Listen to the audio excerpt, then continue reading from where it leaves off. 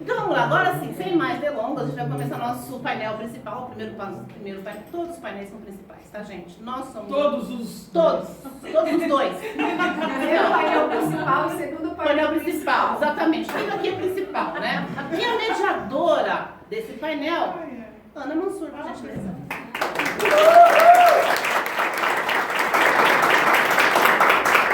Vou fazer o seguinte, eu vou trazê-las até aqui, você pode sentar, por gentileza. Eu ia deixar a senhora mandar primeiro.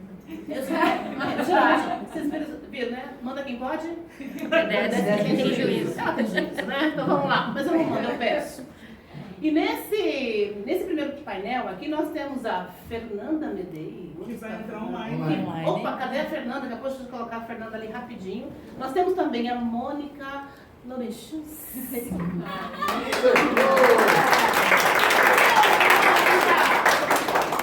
E Mônica Lomechus, tive que aprender o nome dela. Vocês viram como é que soa bem? Tão sonoro? Daniele Malta. Onde está a Dani? A Dani está aqui. Agora, esse nome eu achei fantástico. Na hora que eu ouvi o nome, eu falei, esse nome é francês. Esse sobrenome é francês. Aí a gente tem uma pessoa fantástica, né? Porque os nomes ajudam a gente a pronunciar, não é verdade? Ajudou a gente a pronunciar. Gabriela...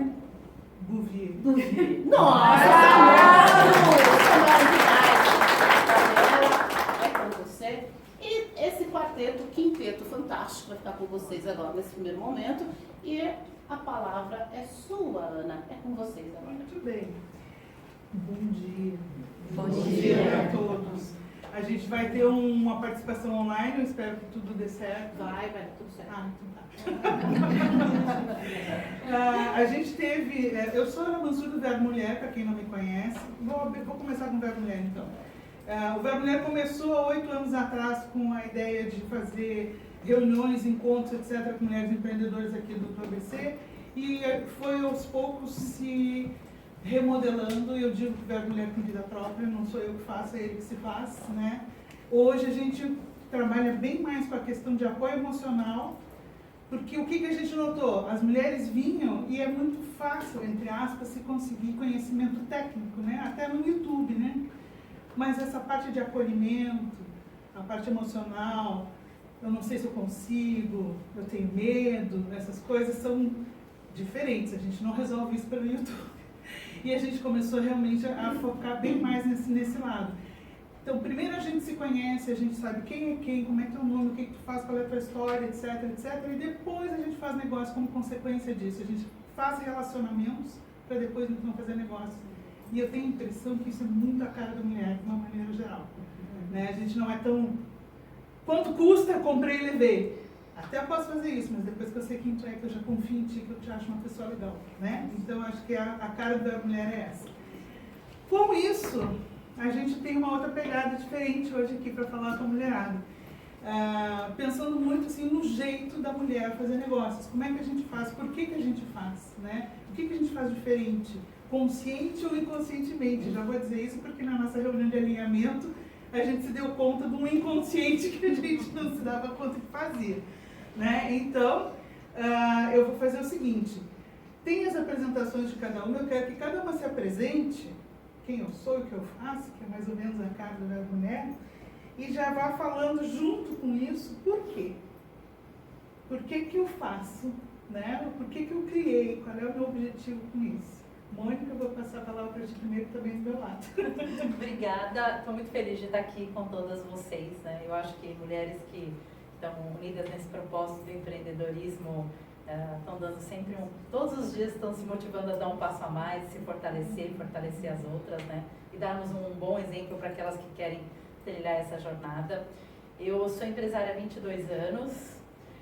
Nessa minha jornada de empreendedorismo, durante muito tempo eu tive muitos tropeços, eu tive muitos desafios. Mas ao longo dessa jornada eu aprendi algumas coisas num determinado momento que me fez fundar alguns negócios do zero, escalar, vender bem. E eu tenho hoje uma consultoria que eu todos os dias uso para ajudar empresas como a de todas vocês a crescer, vender mais. Não passar pelos tropeços que eu passei, mas só ir pela jornada que eu aprendi, pelos atalhos que eu aprendi. E no ano passado eu consegui criar uma plataforma dentro da consultoria para poder ter uma proposta mais acessível, porque assim, realmente qualquer empresa pode ter uma jornada de crescimento mais fácil, chama Vendas Exponenciais a minha empresa.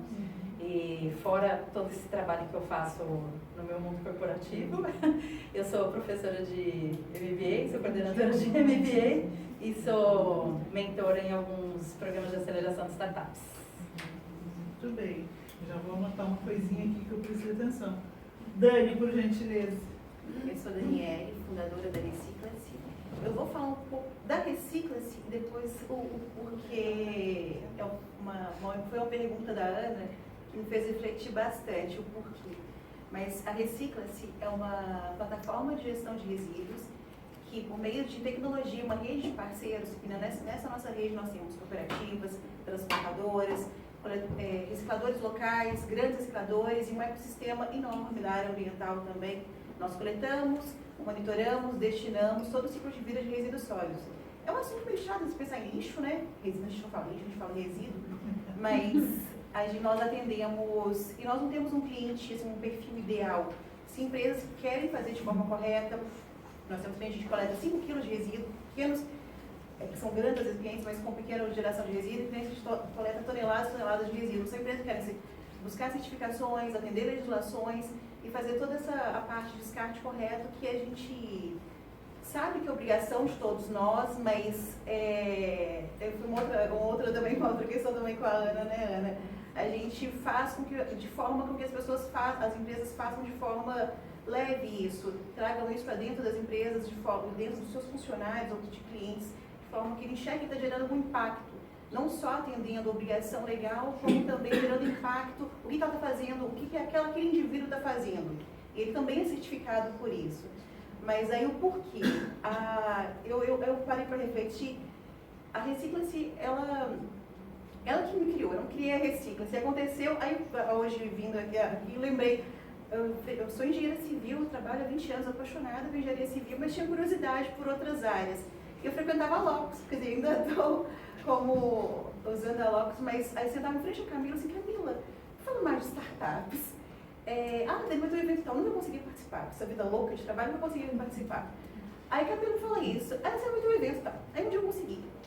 E a gente participou do SW, e super sem experiência, um grupo sem experiência na área de inovação e tecnologia, a gente tirou o primeiro lugar, mas com o propósito de destinação do resíduo, do lixo. E por aí foi. Tropeços, sim, pivotamos bastante mesmo. E ela me criou, por isso que eu falo, porque eu tive que aprender venda, aprender sobre a área ambiental, que não era minha área, mas relembrei que lá atrás, quando eu estava na faculdade, eu queria ter seguido a área ambiental, mas era uma área pouco conhecida na época, acabei trabalhando em obra e continuei assim até o ano passado, que eu trabalhava, comecei com 1 hora por dia para Recicla-se, 2 horas por todo e o propósito também, porque a gente tem a questão do impacto.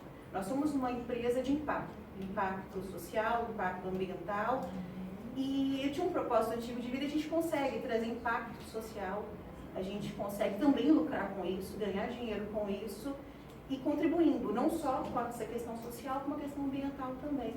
Aí o porquê Recicla-se? Na verdade, recicla até as pessoas, né? Gabi. Bom, eu me formei em jornalismo em 2020, fiz uma especialização em marketing, logo em seguida, e uma especialização em jornalismo investigativo. Eu trabalhei em alguns portais de notícias do ABC, cobrindo notícias cotidianas, assim, indo para o jornalismo policial e para o jornalismo investigativo.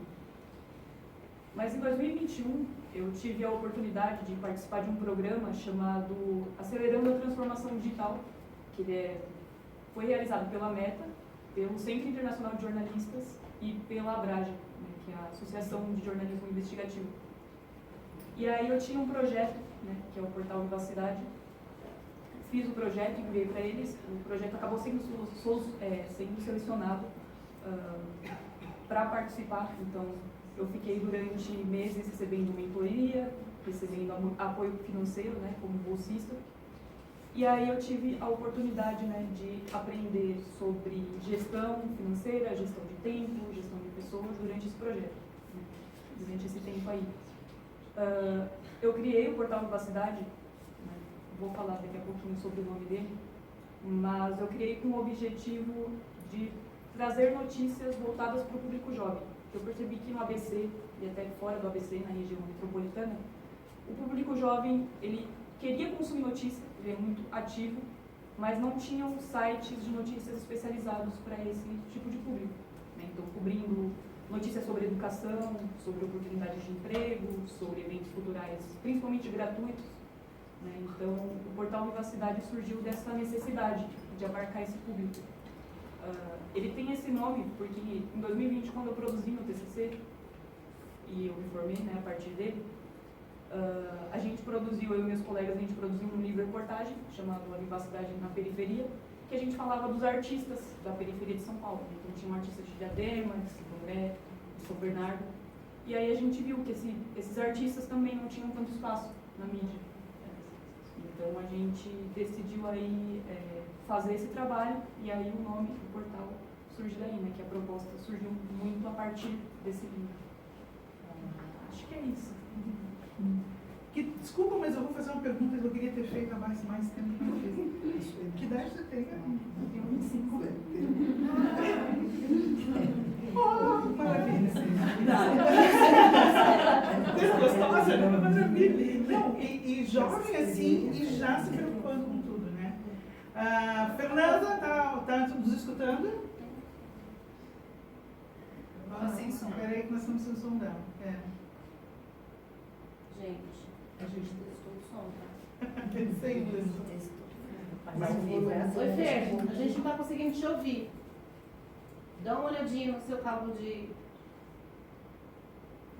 Você me ouve? Eu não consigo te ouvir. Ela ouve, Ela nos ouve e não tem escutar. Se você abrir o som, gente, aí funciona, tá? Vocês não abrem o som.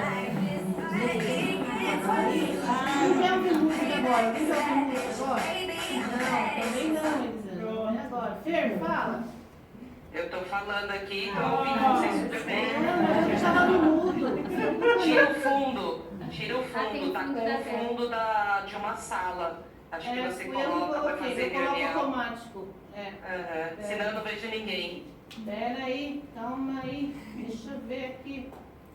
Eu vou ter que sair pra poder tirar o fundo. Não, você consegue olhar aqui em configurações, no mais. Configurações. Internet é tudo. Vídeo. Aí eu venho aqui. Isso, aí tira o fundo. Pera aí, cadê o negócio de tirar o fundo?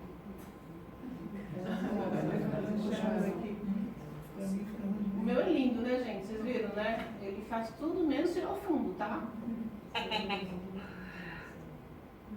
Vamos falar dos 3 pontinhos. Vamos lá, 3 pontinhos. Já tirou. Não, tá porque tá Ah, porque eu estou agora os efeitos. Tirar, aplicar efeitos visuais. Isso. Clica aí, aplicar efeitos visuais. Aí a gente vai tirar. Aí você vai ver todo mundo. Você quer ver quem? Você quer ver o painel ou você quer ver a sala? Quem você quer Eu ver? quero ver a sala, né, gente? O painel também eu consigo ver. Aí, pessoal, é muito ruim você falar sem ver ninguém, Tá né? certo, tá Primeiro, certo. bom dia a todas. Bom dia. Tô vendo aqui, peraí, deixa eu só aplicar o fundo. Legal, bom dia, gente. É uma pena não estar aí presencialmente. Eu estou em Indaiatuba hoje, né? Vim aqui para resolver algumas questões pessoais e profissionais também. A gente também visita cliente, né? E é uma honra falar com vocês. Bom, eu ouvi um pouco da apresentação, então o pessoal do painel já se apresentou. Eu vou falar um pouco sobre mim. Eu sou Fernanda, sou CEO e fundadora da Medei, uma HR Tech que cuida de processos de demissão. Ninguém gosta de trabalhar com essa parte do RH, né? A parte final, a parte do luto do ex-funcionário. E eu comecei a trabalhar com essa área, eu sou advogada de formação e não era da área trabalhista, também não era da área de recursos humanos. Eu fui demitida em 2011 e passei pelo pior processo de homologação da rescisão de contrato de trabalho que já existiu. Levei 120 dias para ser homologada, deu erro, não foi paga da forma correta. E ali eu vi que tinha uma deficiência, porque o RH ele entende que ele tem outras prioridades e, de fato, né, cada vez mais as áreas estão enxutas e o processo de rescisão é uma prioridade na vida de quem é demitido. Todo mundo quer saber quanto que vai receber, quando vai receber da entrada no seguro-desemprego e sacar o fundo de garantia. E quando você leva tanto tempo assim, você começa a ter problemas de saúde mental, você fica sem dinheiro. Eu fui para o Serasa, né? Fiquei totalmente sem dinheiro, sem esperança, ia participar de processo seletivo, não conseguia focar naquele processo seletivo e eu transpirava desespero, né? Porque você está com uma situação como essa, sem saber quando você vai receber nenhum retorno da empresa. E aí eu pensava, não é possível, isso é pessoal. E aí eu comecei a falar com pequenas, médias, grandes empresas, empresas de folha de pagamento, contabilidades.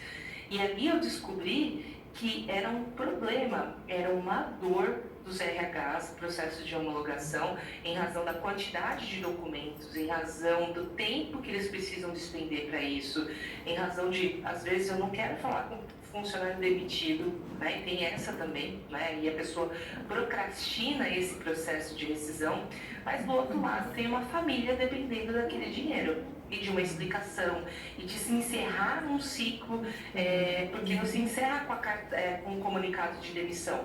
Você só encerra quando você tem certeza de que aquilo que você está recebendo está correto, que você vai ter uma possibilidade de entrar com o seu seguro-desemprego, que você vai ter um dinheiro durante o seu período que você vai buscar uma nova oportunidade no mercado. E quanto maior o tempo que você leva, maior é o prejuízo na saúde emocional e mental daquela pessoa. Eu sei porque eu passei por isso e ali eu vi uma oportunidade, que eu via que todas as empresas de RH cuidavam de ponto, cuidavam de gamificação, cuidavam de situações de recrutamento e seleção, mas ninguém cuidava de demissão. E aí surgiu a MEDEI. Então eu era uma advogada na área tributária, cuidava de impostos, de atendimento à fiscalização de Receita Federal, prefeituras e estados, e de repente me vi migrando para a área de recursos humanos. Então, em um breve resumo, a MEDEI, ela nasce de uma dor, de um grande problema, e hoje a gente consegue atender as empresas, ajudar as empresas a proteger os direitos trabalhistas dentro daquela pauta dos 17 Objetivos Sustentáveis da Agenda 2030 da ONU. Então, o item 8.8, ele ajuda a proteger os direitos trabalhistas dos seus trabalhadores. Então, a MEDEI é uma empresa que tem uma causa social e é muito forte. Então, de forma bem resumida, é isso. E aí eu passo a palavra para o pessoal do painel. Então tá, voltamos. Obrigada, Fernanda. E eu estava aqui, vou tomando notas, né? Elas vão falando, eu vou tomando notas. A primeira coisa que agora, depois da fala da Fernanda, ressalta, e que tem a ver com a Mônica também, é a questão de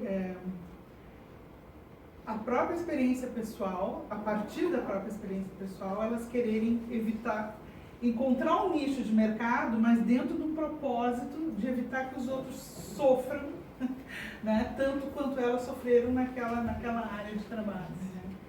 Eu até em relação ao sofrimento, eu não sei o quanto de sofresse com isso, mas assim, imagino que para quem já teve várias empresas deve ter tido alguns momentos bem críticos.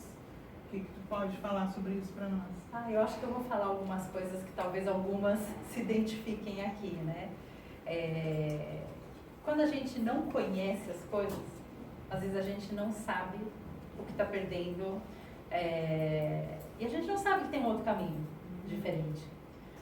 Hoje eu tenho, eu falo que é um privilégio, né, de ter aprendido algumas coisas que eu posso ensinar, e que o meu grande objetivo é fazer com que todas as pessoas, e especialmente as mulheres, possam ter mais tempo para ficar com os filhos. Quem me conhece sabe assim, o que era uma jornada de botar as crianças para dormir, abrir de novo o notebook até de madrugada, porque quando eles nasceram eu já tinha empresa. Então, assim, horas e horas que eu poderia ter dedicado mais para os meus filhos e que foi para um negócio, uma parte para construir, claro, mas uma parte era desperdiçada por coisas que eu não sabia.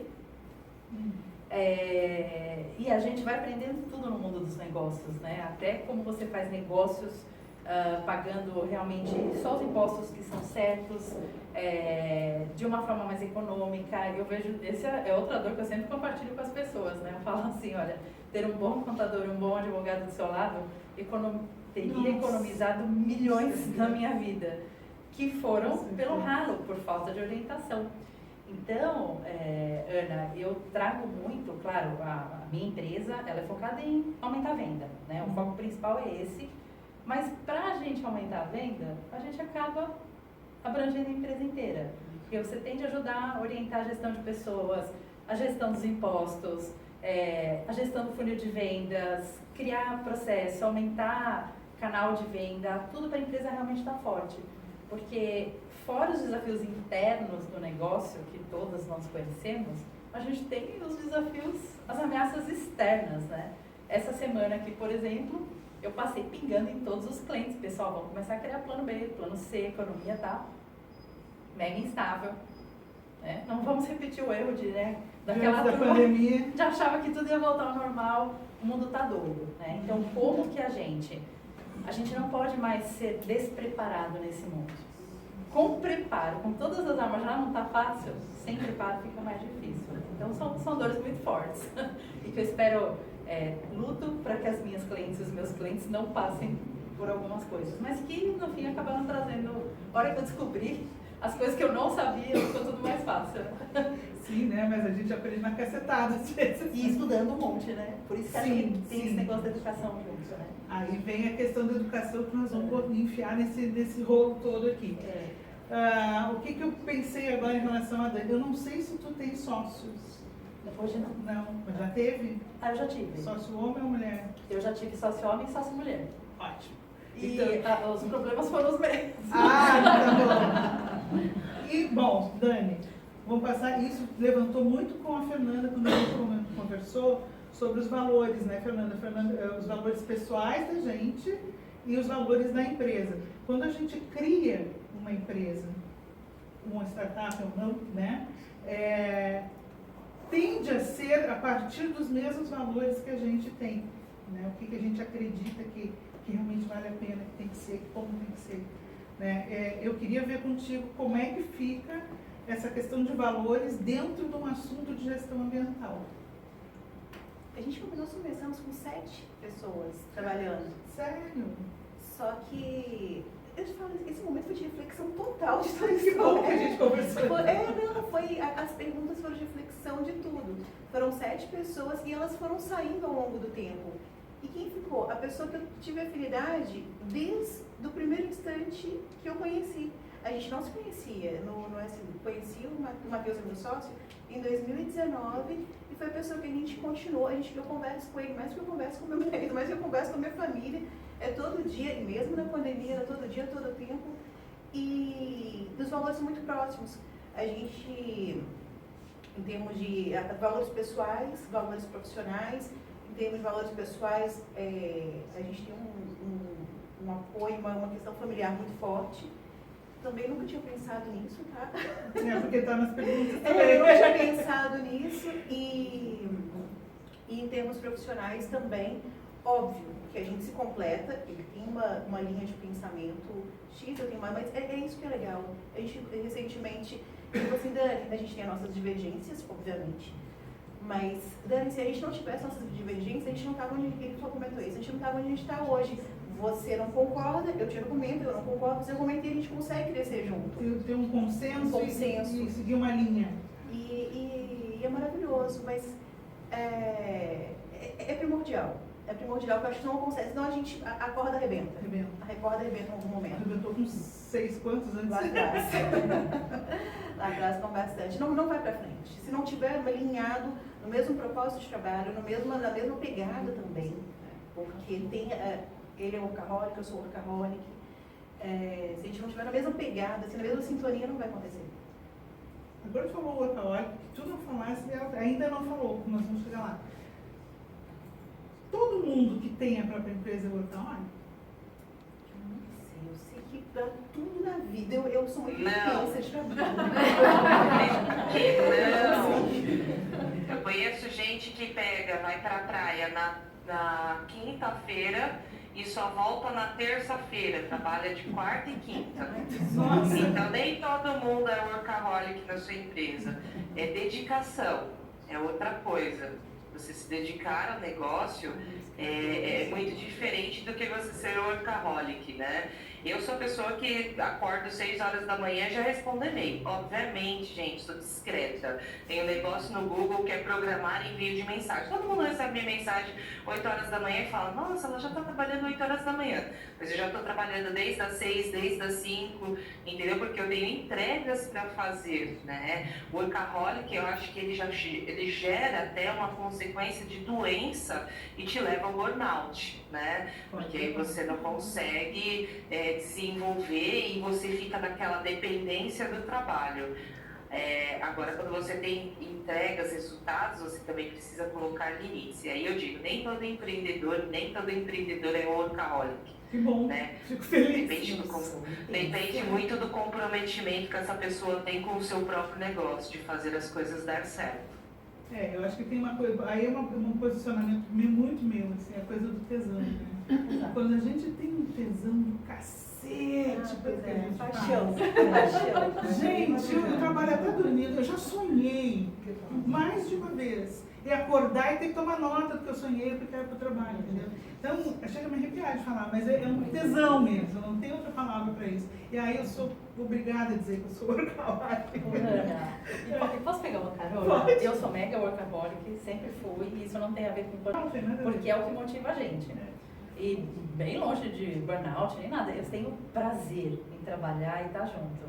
E eu acho que isso tem muito a ver com um propósito, né? E com um negócio que eu chamo de obrigação. E aí meus filhos sempre divergem de mim nisso, que eu falo assim, a gente está numa situação que a gente tem obrigação de entregar, de motivar, de ser um exemplo. Se a gente olha assim, tem muita gente desesperançosa no mundo, tem muita gente que acha que não vai conseguir, uma galera saindo da faculdade que não está encontrando emprego, a turma que começa a empreender porque é bom tecnicamente, mas não sabe nada de gestão, não sabe o que é ter uma empresa, que é outra história, né? Então eu falo assim, a gente tem a obrigação de entregar, de impactar, de ajudar essa roda a girar melhor. Aí, tenta trabalhar mais. Aí acontece isso. Tem que fazer. Vamos ver, Gabi, tu tem alguém contigo ou tu é sozinha na empresa? Eu tenho uma pessoa comigo, é o Rafael. Ele faz toda a parte de arte do site, ele desenhou o site, a gente só desenhou, entregou para a empresa, já pronto o layout.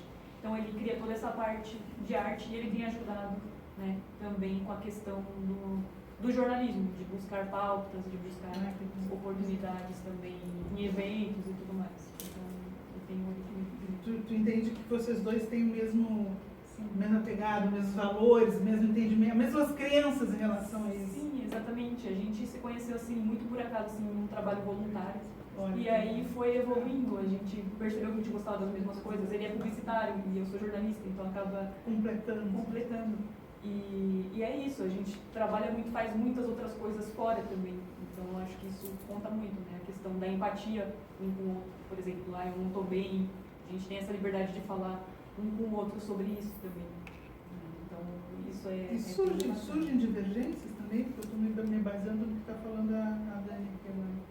Eu acho que surgem, mas são divergências assim construtivas, sabe? São divergências assim, nossa, eu nunca tinha pensado nisso, e ele pensa, ou o contrário, sabe? Então é uma divergência que complementa mesmo o trabalho um do outro e que cresce. Ajuda a construir, ajuda a crescer, o caso da Dani, né? As divergências até nos fazem pensar, de repente, né? De outra Você maneira. abre Abre a mente.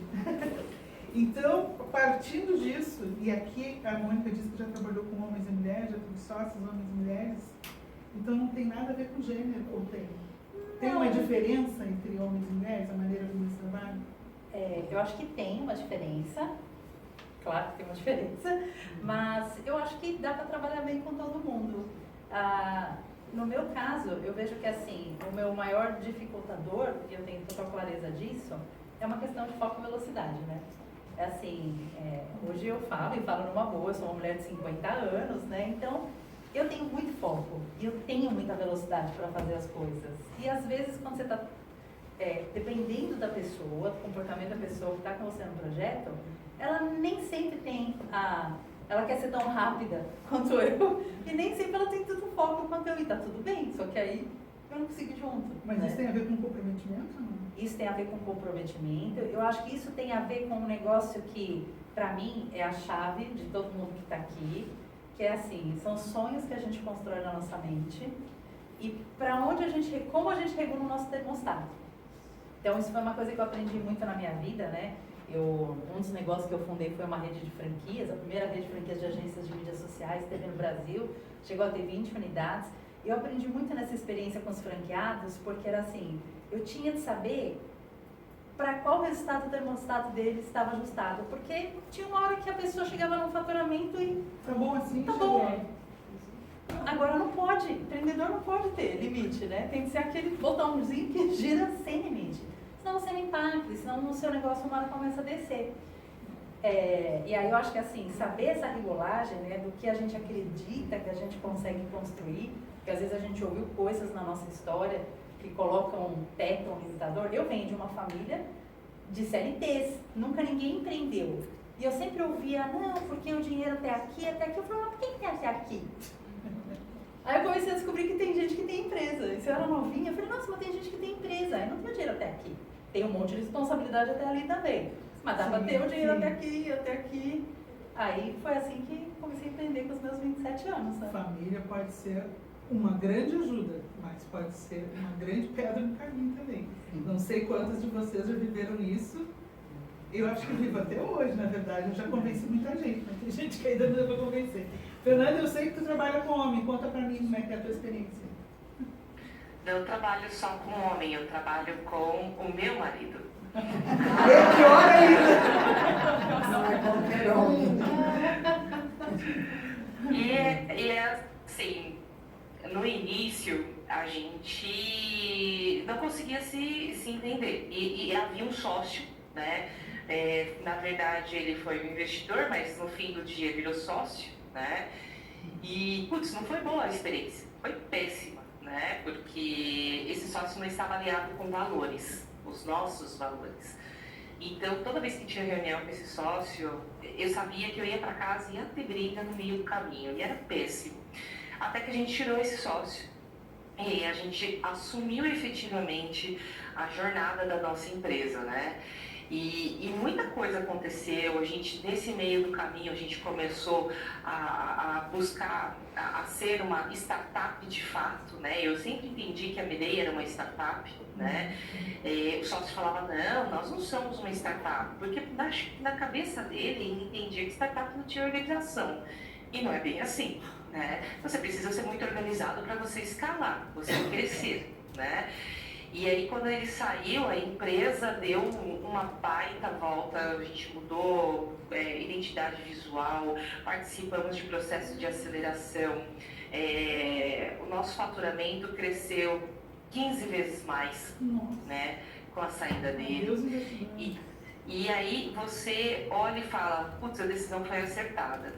E trabalhar com um homem e ele sendo seu marido, você precisa ter combinados para que as coisas dê certo, né? Então, a gente tem os nossos combinados que assuntos de trabalho a gente trata no trabalho, assuntos de casa a gente trata em casa.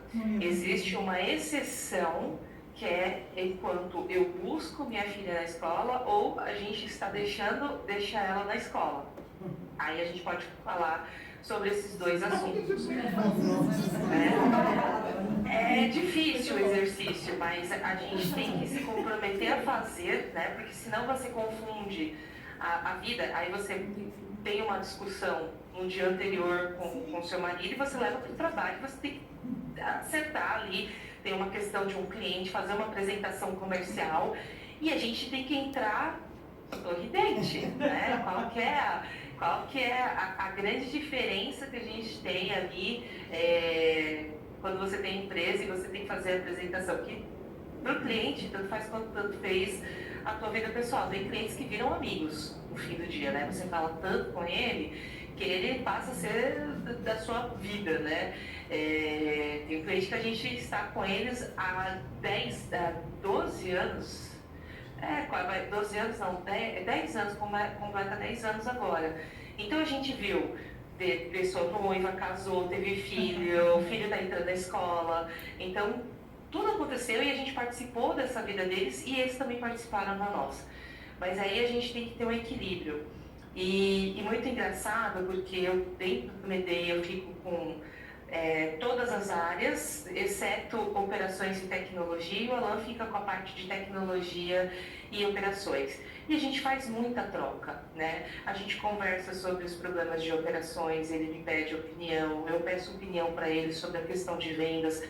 A gente troca muito essa experiência e muitas vezes, né, quando a gente está olhando, eu sou o lado racional e ele é o lado mais emocional. Então, por exemplo, quando tem que demitir alguém, para mim é claro e transparente. Feriu os nossos valores, transparência, respeito e ética? Feriu.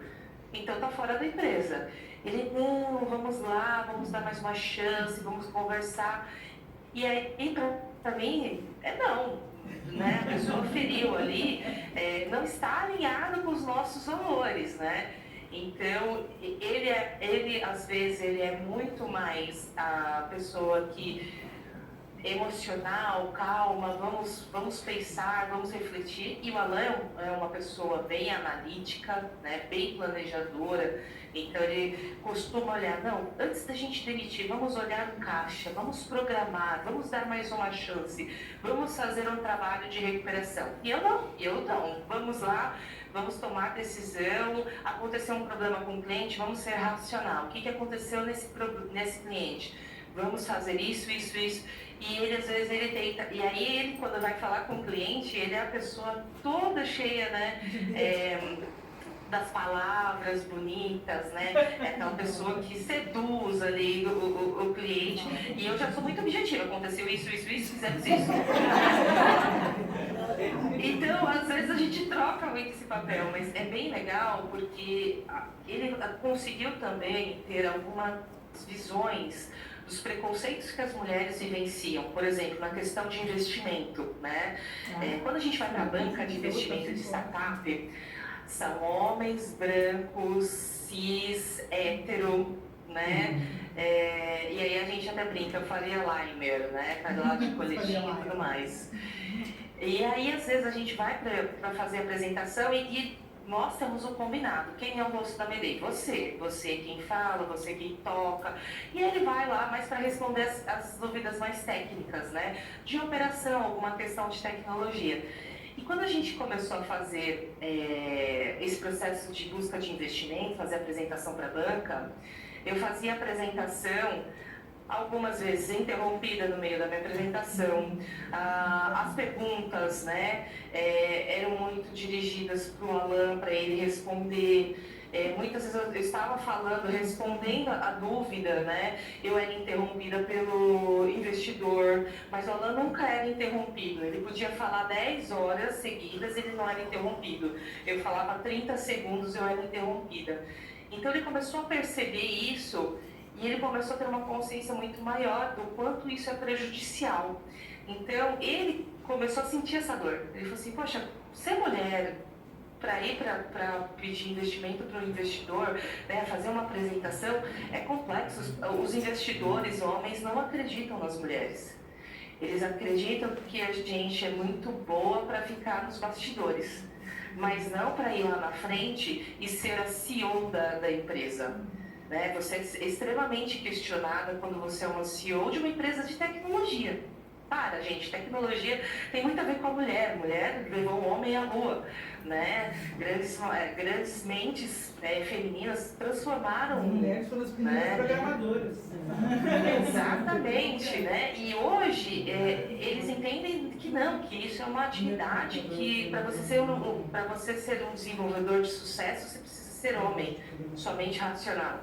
E não é necessariamente isso, entendeu? Então, existe um preconceito muito grande, e isso a gente via quando a gente buscava investimentos, né? E o Alan, ele começou a se posicionar. A Fernanda é a pessoa capacitada para responder essa questão. Fernanda, você pode responder? Então, isso faz com que você tenha um apoio e demonstre o quanto que você é capaz. Quando o seu sócio, quando o seu marido acredita em você, né, o negócio flui de uma maneira incrível. Né? Então, essa é a minha experiência. Esse ponto que tu está levantando é bem importante, Fernanda, bem importante. E eu vou jogar para as três aqui, para quem quiser responder, responde. Vocês sentiram esse tipo em algum momento, ou em vários momentos, ou continuam sentindo, né, essa questão de ser menos respeitada, digamos assim, quando vai tratar de assuntos do próprio negócio, da própria startup? A gente divide, em termos de investimento, o diálogo principal é do Matheus. Até mesmo, explicar a parte de tecnologia e etc., mas a gente divide a parte de operação. Mas na parte comercial, então, com o investidor, ele é o primeiro a apresentar e eu vou falar na parte de operação. Mas a parte comercial, não. Na parte comercial, isso eu faço, então... Nunca sentiu. Não, agora de investimento, sim. De investidor, sim. Mas também a gente conversou muito tempo com as pessoas erradas, mas a gente não sabia que a gente estava conversando com as pessoas erradas. Por quê? Nossa startup é uma startup de impacto. Então não adianta a gente conversar com um investidor da área financeira. Então a gente tem que conversar com o investidor com viés de impacto, com viés voltado à sustentabilidade. Então a gente demorou para descobrir isso. Então a gente teve esses atropelos também. Mas as dificuldades não só existe sim dificuldade por ser mulher, como a gente conversou lá atrás com pessoas erradas, então, assim, mulher e homem, a gente, tanto ele quanto eu tivemos essa dificuldade, mas conversar com a pessoa errada foi pior ainda. Sim. Pior ainda do que isso. É mais violenta a troca. E aí, Gabi, já teve alguma situação? Já. Acho que várias. O Rafa cuida mais da parte comercial, mas já aconteceram situações assim, da pessoa agir como se eu não soubesse do que eu estava falando. Então isso acontece muito tanto assim na questão comercial. É a pior coisa quando alguém te diminui falando que você não sabe daquilo que você está falando. Exatamente isso, tanto na questão comercial como na questão de jornalismo mesmo. A pessoa age como se eu não soubesse o que é jornalismo, o que é uma notícia, e a pessoa tenta me ensinar. Ainda mais raiva. É revoltante, assim. E tanto antes já do portal eu já passava por isso, mas acho que aumentou muito, sabe? Então, acontece bastante. Continua acontecendo. Isso que eu queria saber, se foi só no começo ou continua acontecendo. E aí que eu acho que tem uma pauta muito importante, né? Que é assim, de novo tem a ver com a educação, né? Como a gente traz para dentro das nossas organizações e daquelas com quem a gente tem negócios, como a gente sugere temas sobre diversidade e inclusão, sobre antimachismo, protagonismo feminino, né? Eu lembro que até antes de empreender, eu cheguei a ser diretora numa empresa em que eu trabalhei, entrei bem assistente lá, e uma vez estava num cliente e eu participava das reuniões de diretoria, uma empresa gigante brasileira, e um assessor da diretoria virou para mim na hora do café e falou assim: como você estudou tão rápido aqui? O que você fez e com quem? Que absurdo! Exato. Aí, vamos dar voltas, né? Só que olha só, a falta de preparo. Eu era nova. Então eu olhei, só medi o cara, falei, não vou nem te responder e saí. Hoje eu teria denunciado. Sim. Naquela época não passou pela minha mente isso. Sim. Porque, não, faltava esse poder, né? De falar assim, não, eu vou denunciar, eu posso denunciar. E anos antes, eu era CLT numa empresa e eu era assediada, de fato, pelo meu chefe, né? E eu lembro que um dia eu virei para a chefe dele e falei assim, eu estou procurando emprego, estou te avisando e é por causa dele. E ela era uma mulher e ela não fez nada. E eu também não podia largar meu emprego, porque eu estava no começo da minha carreira, era um emprego ótimo, né? Que assim, eu tinha suado para conseguir e é difícil, né? A gente passa por esses dramas. Depois de empreender, mudou um pouco, porque eu comecei a vestir um personagem de entrar em reuniões com homens na língua deles, na energia deles. Sabe? De até sem brinco, sem anel, botar uma roupa lá que parecia um uniforme e falava, vamos conversar aqui. Aí tinha uma hora que eu já estava com eles no bar, batendo papo, a gente estava tudo igual. Mas eu tive de entrar no mundo. No mundo deles. Hoje já não, né? Depois, com o tempo, a gente vai aprendendo a fazer as coisas diferentes. Mas tem gente que passa por coisas piores do que as que eu passei, né? Só que hoje eu lamento eu não ter tido a voz e essa coragem de denunciar, de falar, botar a boca no trombone, porque hoje eu encorajo muito o pessoal a fazer. Mas eu acho que antes, eu também já tenho mais tempo de caminhado, né? Antes a gente não tinha noção de que isso era assédio, a gente não tinha noção de que isso poderia ser denunciado. Hoje a gente sabe graças a tudo que vem rolando nos últimos, sei lá, 10, 15 anos. Mas antes disso a gente nem sabia, a gente achava que fazia parte do jogo, né? Com certeza. Eu fui engenheiro civil, trabalhei em obra. Imagina, o que eu vivo hoje, a gente comentou também sobre as escolhas, né? Empreendendo, sendo dono do negócio, você escolhe com quem você vai lidar, você tem essa vantagem. Agora, você sendo funcionária, CLT, mulher, no meu caso, na engenharia, um bando de homem em obra, você tem que vestir, colocar essa máscara realmente de mulher dura, mulher forte, assim, intocável às vezes. Porque comecei com 23 anos, fui morar na divisa com a Colômbia, da Batinha. Então, penei. Aí eu vou penei mesmo, mas também não larguei. Não fiquei 2 anos morando no Amazonas para criar essa casa, falei assim, não vou desistir, não vou desistir, vou conseguir. E de fato, quando eu voltei para Minas, sou de Belo Horizonte, quando eu voltei para Minas Gerais, o reconhecimento das pessoas que ao meu redor era outro, todo mundo não vai ficar nem 2 meses. Eu fui para 3 meses e fiquei 2 anos. Só que assédio moral, assédio de todos os tipos, e você tem que ver, conviver e saber responder aquilo. E de fato, não tinha isso, o que tem hoje, essa voz da mulher hoje. E mesmo assim, quando você passa por uma situação assim, de assédio, seja moral, de qualquer tipo de assédio, você passa e você não percebe na hora. Você fica um tempo, não, mas... Processando. Você vê que aquilo te deixou mal e depois, dias depois, semanas depois, poxa, aconteceu. Realmente. Elisângela, como é que nós estamos de tempo? Você tem 15 minutos. Tudo isso, gente. Mas eu tava com medo de ter que acabar o assunto, foi tão bom. Vamos lá, 15 minutinhos. Então, beleza, Tá ótimo. Pra não dizer que eu tô mentindo, eu não minto sozinha, meu celular mente comigo. 15 minutinhos. Ai, que bom, Fique à ótimo. vontade. Porque o que eu achei legal agora, nessa última rodada, na verdade, tudo que nós estamos falando, a gente está passando por todas as questões que a gente tinha, né, os pontos que a gente tinha para falar, né? Falando sobre essa, e uns que não estavam aqui, que é esse de assédio, por exemplo. Não se tinha colocado isso aqui. E aí entra, inclusive, na questão dos obstáculos e dificuldades, que era uma coisa específica para quem é mulher, no caso, né? E eu acho que isso entra muito nesse sentido. E outra coisa, né? Geralmente eles esperam da gente que seja uma coisa área de estética. Aí eu fico nervosa só de falar da área de estética, da área de beleza, cosméticos, coisas de mulher, né? Os teus grampinhos, né? Os teus alfinetes, né? E eles ficam, acho que ainda mais indignados quando não que é outra coisa na área de vendas, na área de gestão ambiental, na área de jornalismo, daí dá um desespero dos caras.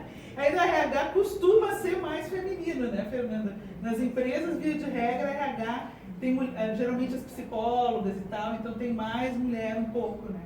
Mas ainda Está assim... mudando bastante esse quadro na área de recursos humanos, né? Quando a gente olha e a gente vai conversar com alguns decisores, a gente tem visto uma presença maior de homens ocupando o cargo, né?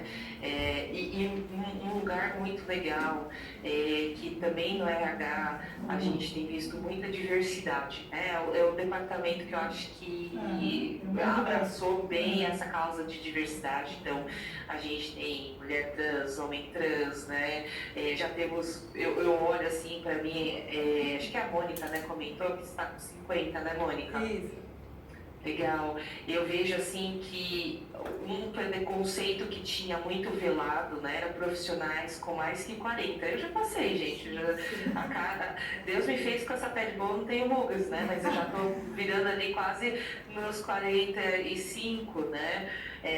Então eu morria de medo anos atrás, eu falei, meu Deus, o que vai ser da minha vida quando eu chegar aos 40? Porque eu sabia que profissionalmente eu não tinha condições de carreira. Então, muito está se falando sobre o etarismo, o quanto as empresas precisam olhar para os profissionais com 50 a mais, o que tem de diferença, porque as novas gerações, elas tiveram uma situação pelos pais, né? Aquilo que eu não tive na minha vida, eu vou oferecer para meus filhos, mas esqueci de só educá-los, né? E a gente tem visto aí, a questão de educação é muito importante, né? E principalmente para o tema de diversidade, né? nas corporações. Então, quando eu olho o setor de recursos humanos e comparo quando eu comecei com a Amedei, lá em 2013, com o nosso primeiro cliente, eu vi que teve um grande salto, mas ainda a gente precisa ter saltos maiores, né?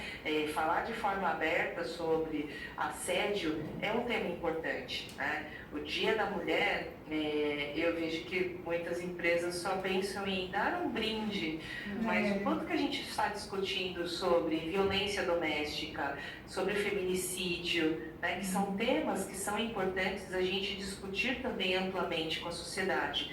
E a gente precisa educar os nossos jovens de hoje, né? Porque a transformação não acontece lá na empresa. Eu preciso educar a minha filha para que ela entenda qual é o papel dela na sociedade, né? E a gente educar os nossos filhos para que haja uma transformação e que em 2050 essa geração, né, de 10, 15, 20 anos tenha uma outra cabeça. E que as discussões sejam mais históricas, de base histórica, do que a gente ainda está discutindo sobre violência doméstica, sobre assédio moral, sobre assédio sexual. E essas novas gerações são as que vão ser teus clientes depois. Exatamente. Então, a gente precisa dessa nova geração, e a revolução a gente começa dentro de casa, né? Com o nosso marido, com o nosso companheiro, com os nossos irmãos, com os nossos pais, né? De posicionar de quanto a sociedade se transformou no tempo. Né? Que atitudes que antes, como vocês até comentaram, mas era normal, né? Eu não tinha voz, eu nem respondi, eu saí, aconteciam as coisas ali, isso não pode ser, né? Então a gente tem que fazer as coisas acontecerem e a gente começa a transformar dentro da nossa casa, né? De forma interna.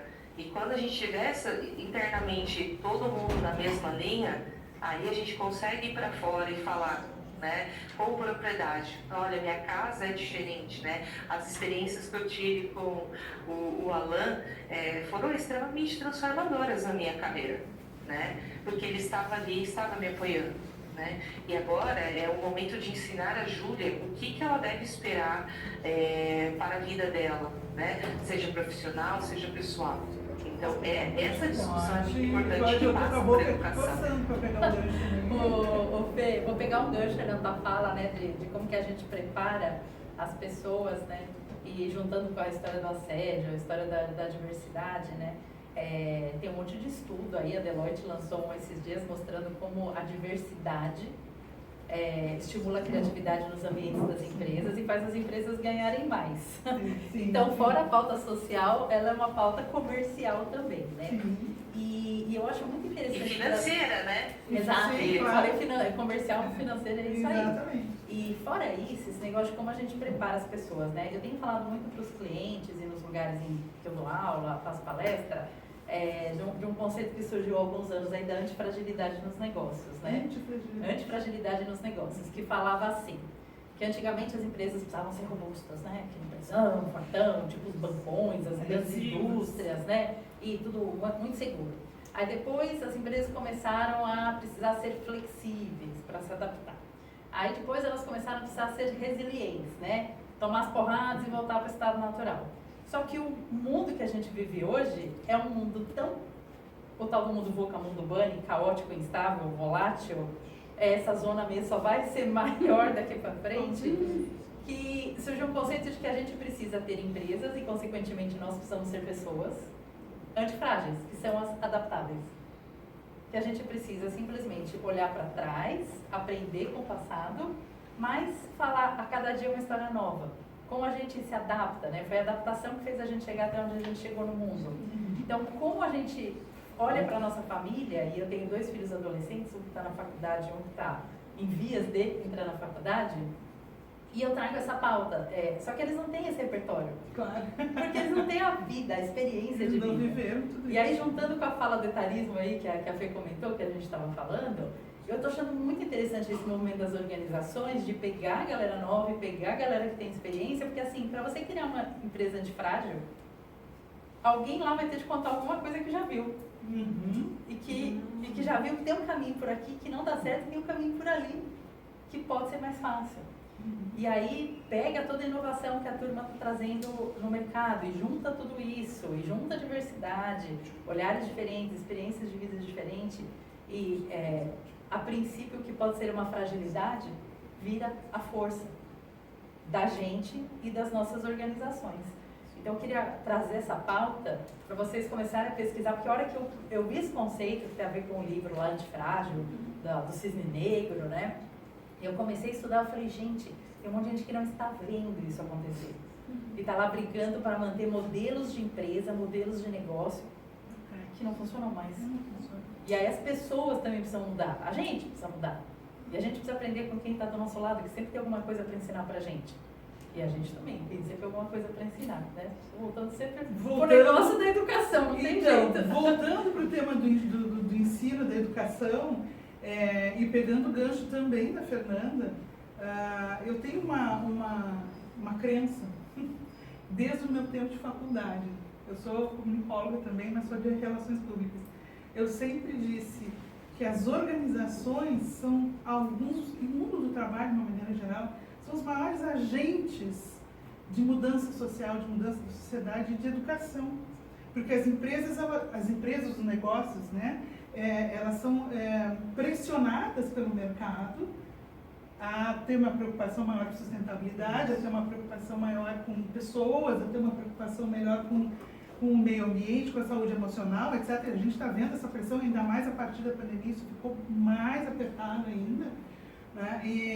E o que a gente aprende dentro da empresa, como funcionário, como às vezes um fornecedor, um parceiro, a gente leva para dentro de casa. Né? Então o que a gente ensina nas empresas para os funcionários levam para os filhos, para o marido, para a mãe, para o irmão, para não sei o quê, e a gente vai multiplicando esse conhecimento. Assim. Aí entra então, voltamos para a questão da educação. Né? O quanto que nós fazemos o nosso trabalho, mesmo sendo aparentemente tão técnico, né? O quanto isso ensina as pessoas, nos ajuda a educar a sociedade como um todo. Né? Eu acho lindo o trabalho que a Gabi faz, abrindo espaço para os jovens, né, no portal Viva Cidade. Achei isso sensacional. Como é que tu te sente quando tu te dá conta, tu chega a te dar conta que tu está fazendo uma educação social, de certa forma? Eu acho que eu não me daria conta, né, se eu não tivesse, por exemplo, sobrinhas ali na faixa do público-alvo. Então, sobrinhas, colegas das minhas sobrinhas, amigas das minhas sobrinhas. Então, se não fosse esse contato direto, eu acho que eu não saberia. Sabe?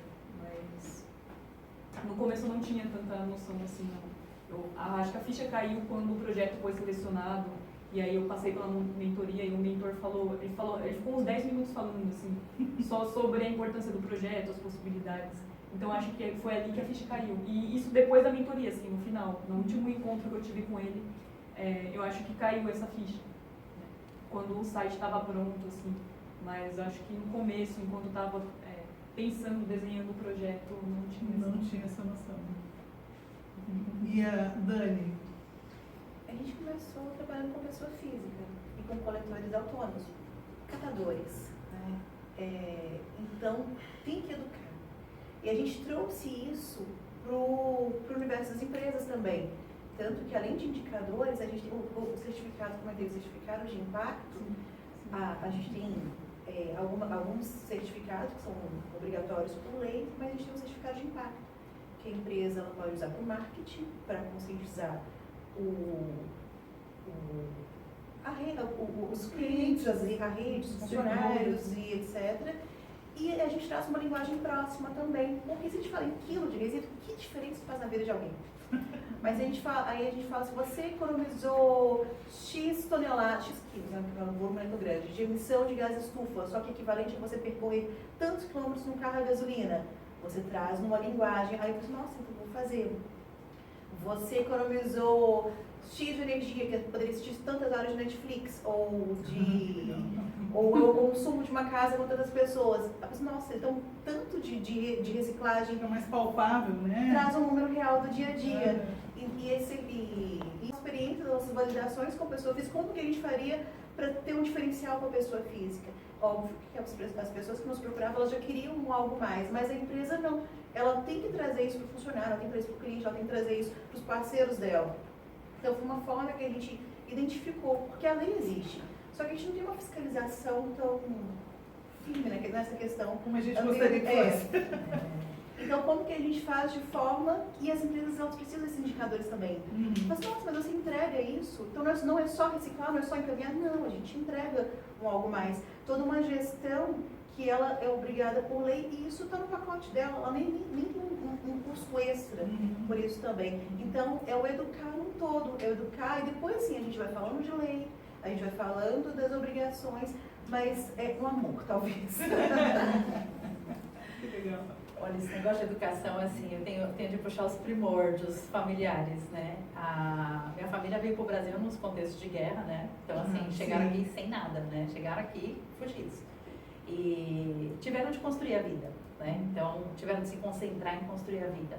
E sempre assim, autodidatas, né? Vamos aprender alguma coisa, comprar um livro, testar, fazer. Então, eu cresci numa casa vendo as pessoas estudarem, fazerem, melhorarem.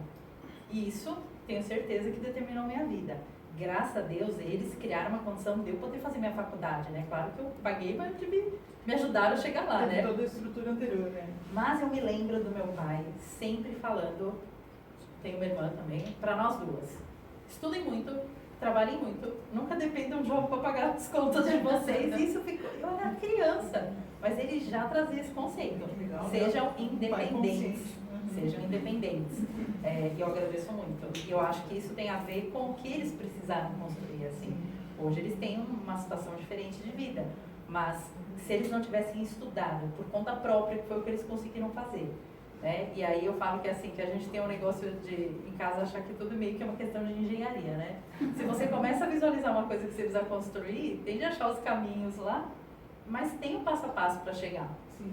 Não é uma coisa... processo. E alguém já fez.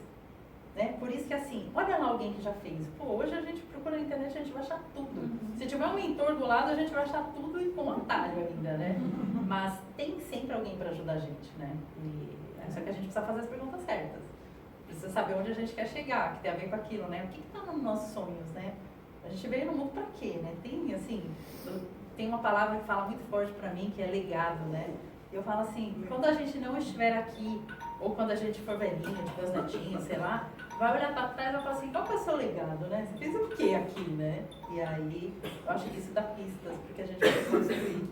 E precisa estudar para chegar lá, não tem jeito. Estudar sempre, mesmo depois dos 45, né? Que nem das meninas, aquela, o que essa mulher está fazendo aqui? Tinha que estar aposentado, começando aqui no Brasil para aposentar com 45, vai ser, quem sabe um dia, né? Por enquanto. E mal sabem elas que elas perderam, acho, uma baita oportunidade de aprender. De aprender Porque, horrores. nossa, quando eu estava na faculdade em jornalismo, eu tinha colegas mais velhos e eu aprendi muito. Agora eu estudo arquitetura e eu tenho um colega que ele tem 42 anos e eu aprendo muito com ele. Eu acho que eu aprendo mais com ele do que com as aulas.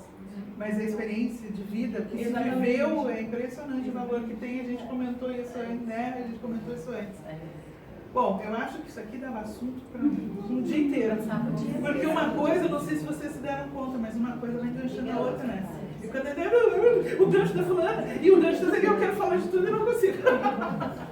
Então, assim, o que me resta dizer aqui agora? Fernando, muito obrigada pela disponibilidade a longa distância aqui e por todos os ganchos também que tu foi deixando e a gente foi aproveitando aqui, puxando. Meninas, Dani, Gabi, Márcia, Mônica, eu não sei porque me ver mais. Eu chamo muito de Márcia. Assim, Eu tenho uma comadre maravilhosa que eu amo. Muito obrigada pela presença de vocês. Eu acho que a gente precisa se encontrar mais seguido, porque a gente tem assunto pra caramba pra falar, nem que seja online, tá? Gente, muito obrigada. Eu quero aproveitar, né, já que a gente está aqui, tem aquele momento de agradecimentos em geral. Agradecimentos ao ABC Vale. Adorei isso aqui, por sinal, porque é outro agradecimento que tem que fazer, da sempre. ABC Vale Women, que a gente tem um grupinho separado.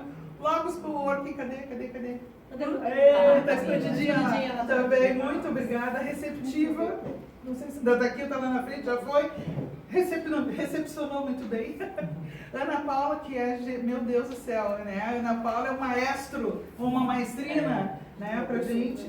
E aí eu tinha colocado especificamente a Renata, né, mas a Camila, no caso, também, que estão pegando junto com a gente o tempo inteiro. Graças a elas a gente consegue fazer tanta coisa. Elisângela, muito obrigada também. Sempre. Muito obrigada sempre também. Adoramos isso aqui. Meninas, tomara que a gente tenha a oportunidade de conversar mais, porque ficou muita coisa para ser falada ainda para a gente discutir. Tá bom? Obrigada. Muito